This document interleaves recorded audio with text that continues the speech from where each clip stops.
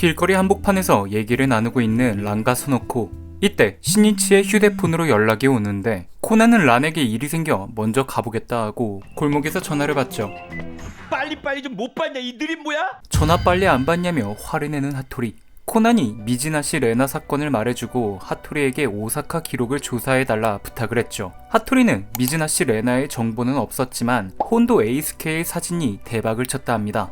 혼도 에이스케는 란이 다니는 학교에 전학을 온 남자아이인데 검은 조직이 아닐까 코난이 의심을 하고 있는 상태죠. 여튼 하토리는 혼도 에이스케의 어린 시절을 아는 놈을 찾았다 말합니다. 부침개집 주인 아저씨라 하죠. 에이스케와 그의 아버지가 그 가게에 가끔 왔었다는 겁니다. 그의 아버지는 굉장히 과묵했으며 혼도라고 불렸고 가끔 직장 동료들이 데려왔었는데 몇 년 전부터는 아예 발길이 뚝 끊겼다 하죠. 또 거기 점장과 죽이 잘 맞아 가게를 닫고도 둘이서 수다를 떨곤 했다 합니다. 이를 듣고 코난은 점장과도 얘기를 해봤냐 묻는데 점장은 이미 세상을 떠나 없다 대답하죠. 코난은 혹시 검은 조직과 연관이 되어 있는 거냐 묻고 검은 조직은 무슨 그저 병으로 돌아가셨다 말합니다. 그럼 알아낸 정보는 거기서 막힌 거냐 묻자 어림없지. 하토리는 지금부터가 본론이라 말합니다. 죽은 점장에겐 손자가 한 명 있었는데 굉장히 이뻐했기 때문에 아마 그 손자에겐 뭐든지 다 얘기했을 거라는 거죠. 하토리는 그 손자는 지금 도쿄에서 모형 전문점을 하고 있으며 가게의 주소와 전화번호를 알려주며 만나러 갈 때 조심하라 당부합니다. 혼도라 불렸던 에이스케의 아빠란 남자가 예산 인물이 아닌 것 같다 말하죠. 혼도가 데려왔던 직장 동료들이 매번 멤버가 달랐고 절반 이상은 외국인, 게다가 혼도를 포함한 전원이 장례식에서 방금 나온 듯한 검은 옷차림이었다는 겁니다.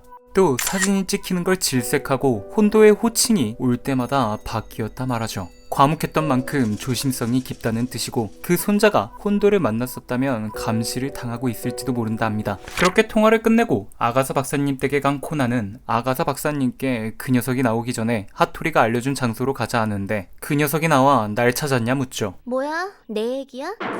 그렇게 하토리가 알려준 번호로 아가사 박사님께 전화를 시키는 코난. 돌아가신 점장님이 굉장히 친하게 지내던 가게 단골 손님에게 한 물건을 전해달라 부탁했다 하며 그 사람의 이름이나 근무처 등을 아냐 묻습니다. 손자는 기억이 잘 나지 않는다며 차라리 사진을 보러 오지 않겠냐 말하죠. 이 말을 듣고 놀라 사진을 굉장히 싫어하시는 분이라 들었는데 사진이 있냐 묻자 그 사람의 아들이 자신의 카메라를 만지다가 우연히 한 장이 찍혔다 말합니다. 당장 보러 가겠다 말하곤 그의 집으로 향하는 코난. 잠시 후 약속 장소에 도착했는데 어째서인지 만날 시간이 넘어서도 손자가 나타나지 않습니다. 코난은 시계를 한 번 더 살피더니 들여다보고 오겠다며 밖으로 나가고 다들 코난을 따라 나서는데 누군가 아가사 박사님께 총을 겨누며 나타나죠. 경악하는 박사님과 경계태세를 갖추는 코난과 하이바라, 그리고 그 반응을 보며 당황해하는 손자. 할아버지가 엄청난 건마니아 서스펜스 광이라 늘 이런 장난을 쳐서 할아버지 친구라면 좋아할 줄 알고 따라해본 거라 말하죠. 약속 시간이 되도록 나타나지 않은 건 이 장난을 치기 위해 존버를 하고 있었던 겁니다.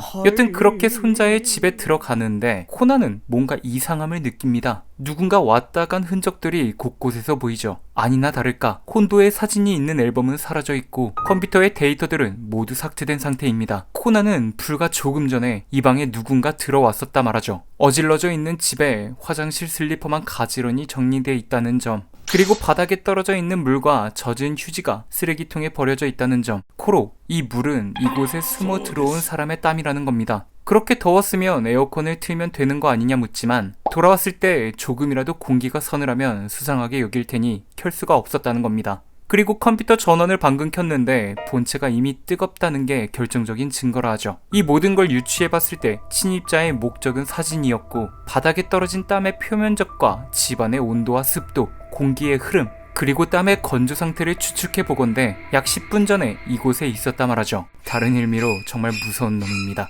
코난이 예사롭지 않은 놈임을 눈치챈 손자는 나는 내 녀석의 정체가 더 궁금하다 묻자 친절하게 알려주는 코난. 하이바라와 코난은 현관문이 억지로 열린 흔적이 없어 그 이외의 장소라며 방문을 열고 들어갑니다. 방 안에 커튼이 흔들리는 걸 보고 그쪽으로 다가가는데 창문이 열려있죠. 하지만 저 창문은 모형 작업할 때 항상 열어놓기도 하고 창밖으로는 사람들이 많이 지나다니는 곳이기 때문에 창문으로 들어왔다간 금세 들통나 이곳으로 들어오는 건 불가능하다 말합니다. 그러며 다시 한번 자신이 침입자보다 궁금한 건 내놈들의 정체라 말하죠. 할아버지 친구가 갑자기 전화가 와선 단골 손님에게 물건을 전해줘야 한다 해서 그 손님의 사진을 보여주려고 집안에 들인 건데 갑자기 웬 사신처럼 생긴 꼬마가 탐정이랍시고 온 집안을 조사하는 게 더 이상하다 말합니다. 뒤늦게 이상하다는 걸 느낀 모양인데 이미 늦었죠. 그리고 맡아놓은 물건은 대충 짐작 가는 사람들한테 보여주며 물어보면 되는 거 아니냐 묻는데 코난은 말합니다. 돈이 잔뜩 들어있는 지갑이기 때문에 그럴 수 없다 말이죠. 자기 게 아니더라도 자기 거라 대답할 수 있는 물건이기 때문이라는 겁니다. 코난은 이어서 이 집 열쇠를 가진 사람이 혹시 또 있냐 묻는데 손자는 세 사람이 있다고 말하죠. 한 명은 옛날 여친인 사오리,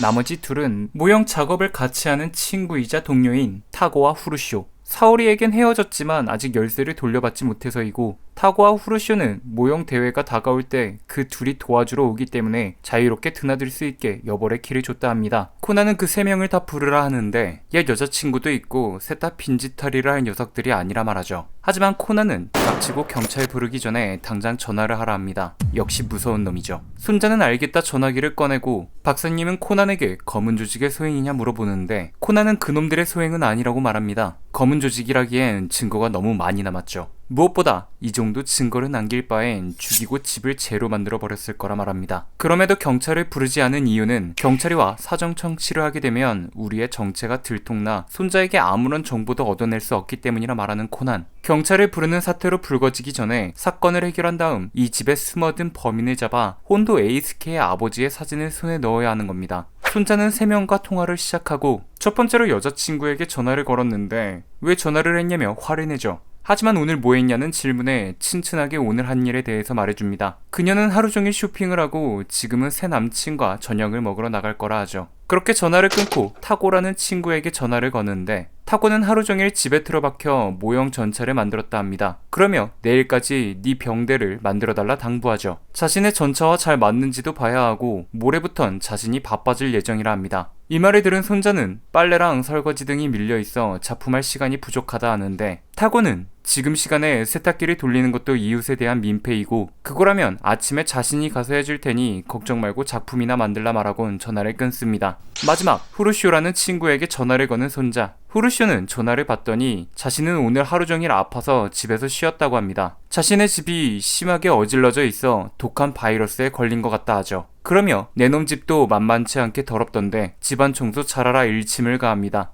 또 바이러스 얘기가 나와서 생각났다며 요즘 컴퓨터 바이러스도 유행이니 백신 프로그램도 업데이트하라 말하죠. 우리가 만들고 찍은 모형 사진이 날아가기라도 하면 대성통곡을 할 거라 말합니다. 대충 얼버무려 전화를 끊어버리고 전화를 해봤지만 수상한 사람은 없고 다들 평소 그대로라 말하죠. 코난은 그 말을 듣곤 그들의 체형에 대해 묻습니다. 손자는 그들의 체형에 대해 말해주는데 사오리는 150에 살짝 통통한 체형, 타고는 아담하고 사오리보다 키가 작다 합니다. 마지막 후르쇼는 180에 굉장히 말랐다 말해주며 그런데 이게 사건과 무슨 상관이냐 말하죠. 이 말을 들은 코난은 그 미소를 시전하며 3명 중에 범인이 있고 지금도 우리가 있는 이 방에 숨죽이고 숨어있다 말하는데 이 말을 들은 손자는 말도 안 된다며 그 말이 사실이라면 당장 내 눈앞에 데려와 보라 하죠. 코난은 그건 어렵지 않지만 약속을 하나 해달라 합니다. 범인을 찾게 되면 경찰을 부르기 전에 자신들에게 먼저 사진을 보여달라는 거죠. 경찰이 오게 되면 증거품으로 앨범을 수거해 갈 가능성이 있기 때문입니다. 손자는 그러겠다 약속하고 코난에게 질문을 던집니다. 그 사진을 훔친 범인이 왜 아직도 이 집에 있을 거라 확신하냐는 거죠. 코난은 말합니다. 땀이에요. 자신이 발판 삼아 올라갔던 의자가 땀으로 축축해져 있었는데 축축해진 슬리퍼는 어디에도 없다는 겁니다. 하이바라도 질문을 하나 던지는데 범인이 집안에서 사진을 찾고 있었는데 손자가 돌아올 건 어찌 알았냐 묻죠. 코난은 인터폰이 울렸기 때문이라 답합니다. 자신들이 손자가 약속 시간에 나오지 않자 차에서 나와 인터폰을 눌렀고 그 뒤에 손자가 장난감 총으로 장난친 모습이 인터폰에 비쳐 이를 본 범인이 급히 숨었다는 거죠. 그리고 통화를 할 때 범인은 자신이 숨은 장소를 말했다 합니다. 이 말에 다들 놀라며 전화 내용을 되새겨 보는데 사오리는 잘 먹고 잘 씻고 다니라 했고 타고는 빨래와 설거지는 내일 하고 모형을 서둘러 만들어 달라 부탁했죠. 후르쇼는 자신처럼 아프지 말라 말하며 청소 잘하고 컴퓨터 백신 업데이트를 당부합니다. 이 말만 들었을 때는 후르쇼는 아니라는 결론이 나오는데 그 이유는 방 청소를 했다간 자신이 숨어있는 게 들킬 수 있는데 굳이 그런 말을 할 필요가 없죠. 남은 건 사오리와 타고, 사오린 잘 챙겨 먹고 잘 씻으라 했었죠. 밥을 먹으러 나가라 외출을 유도한 걸 수도 있고 씻으러 들어갈 때 탈출을 하려 한 말일 수도 있습니다. 또 곧 남자친구가 오니 전화를 하지 말라 못을 박았죠. 하지만 코난은 사오리는 아니라 말합니다.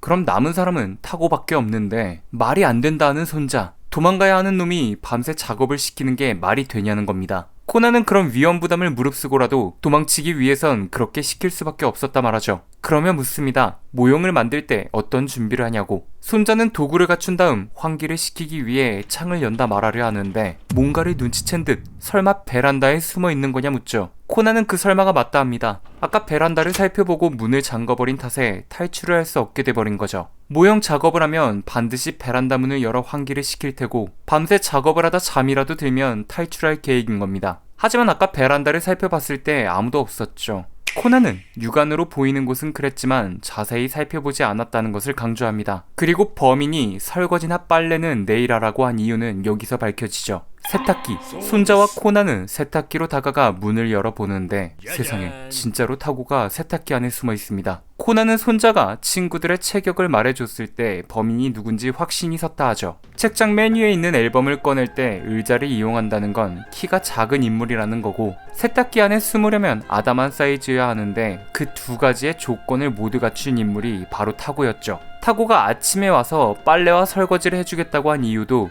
혹시나 탈출을 하다 걸렸을 때 핑계를 대기 위해서였습니다. 타고는 손자에게 사과하며 아기는 없었고 컴퓨터 데이터도 모두 백업해놨으니 걱정 말라 합니다. 왜 이런 일을 벌였냐 묻자 자신이 얼마 전 보여준 독일군 전차 모형 사진 때문이라 말하는데 표본으로 쓰려고 해외 출장 갈 때 사온 모형을 이름판만 바꿔 친구들에게 보여주는 장난질을 친 타고. 하지만 알아볼 줄 알았던 친구들은 그의 말을 믿고 사진을 찍기 시작하더니 블로그에까지 올리겠다고 해 인터넷에 퍼져 난감해지기 전에 막고자 이런 일을 벌이게 됐다는 거죠. 참고로 친구들은 다 알고 있었고 타고의 거짓말에 장단을 맞춰준 거라 합니다. 여튼 박사님은 이제 그만 사진을 보여달라 말하고 손자와 타고는 같이 사진을 찾으며 그때의 추억을 주고받습니다. 그 사람 스쿠버 다이빙을 했을 거다, 해상 자위대였을 거다라는 등과 같은 얘기들. 코난은 그 사람이 그렇게 직접 말한 거냐 묻자 그건 아니고 동전이 우연히 그 사람의 근처에 떨어져 주우러 갔었는데 드디어 잠수다 라는 말을 들었다 합니다.